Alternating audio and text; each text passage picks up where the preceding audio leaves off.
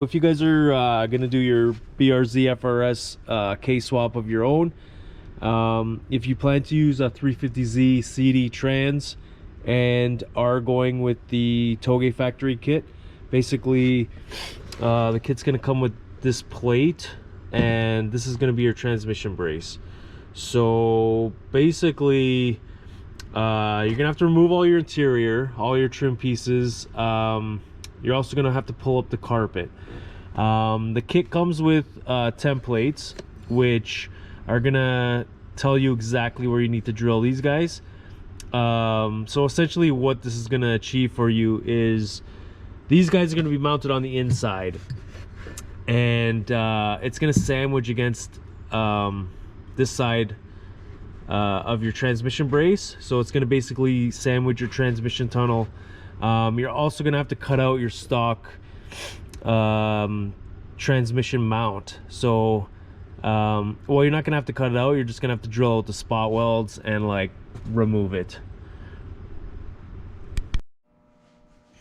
All right, so you're going to have to remove this factory transmission mount. There's going to be seam sealer here. You're gonna have to remove that, which I did, and then remove all the spot welds and take it out. All right, so we're just mocking it up. Right now, currently, there's no modification to the tunnel other than the stock transmission mount is removed.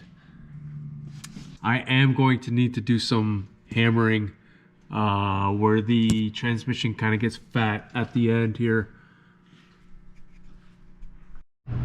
Okay, so here's the transmission mount. It's all mounted up. Basically, my only gripe with this mount, as you could see, I had to put like a spacer on either side just because it wasn't lining up. I ended up just using HDPE plastic and cutting it to size, and it worked out pretty good. My other thing I would like to address would be these are going to be your templates that are supplied by Toge factory. So they want you to bolt it into there. This is actually this side.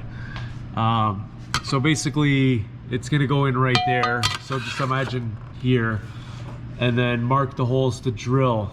The main problem with this is basically it doesn't sit flush against your frame. So when you tighten this bolt down, basically you're left in a situation where you don't know kind of how tight it wants to go, and then like the tighter it goes, the more it pulls up, and then once it's in place, if you like push it to like even it out, it also changes the position of these holes. So inevitably what happened was the holes were slightly off. I had to notch them on the body, and as far as I'm concerned, I would say do not use the template at all. Just put everything in place and mark the holes when the transmission mount is in place.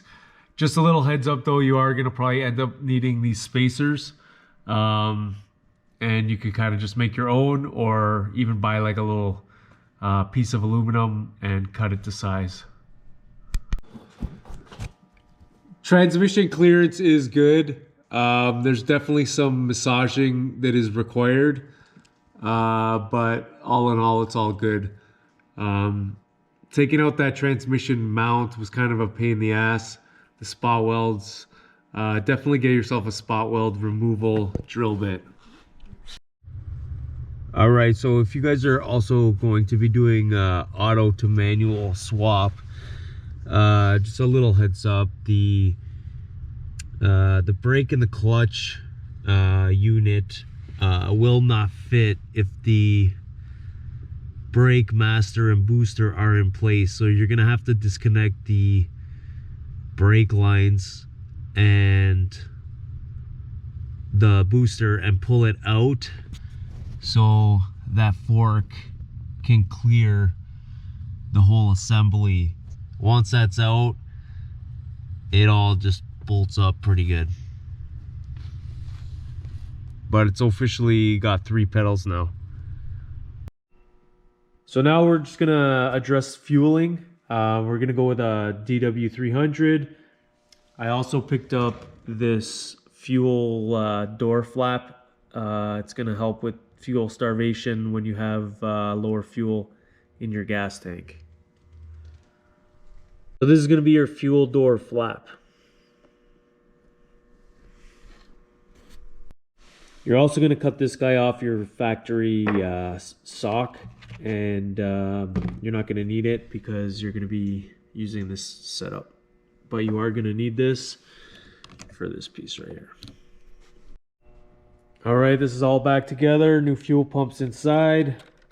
The D-Shworks kit's nice because it comes with like a harness. You don't have to splice into your wires. Highly recommend it. So we're all back together. Just make sure that you line up your index marking there with the chassis. And I'm probably gonna put like a very, very thin skim coat of RTV, just because this factory seal, it's probably not gonna seal as good. So yeah. Another quick heads up is your heater lines are gonna be super, super tight here. I'm gonna end up just bending them slightly out of the way just so I can get hoses on them.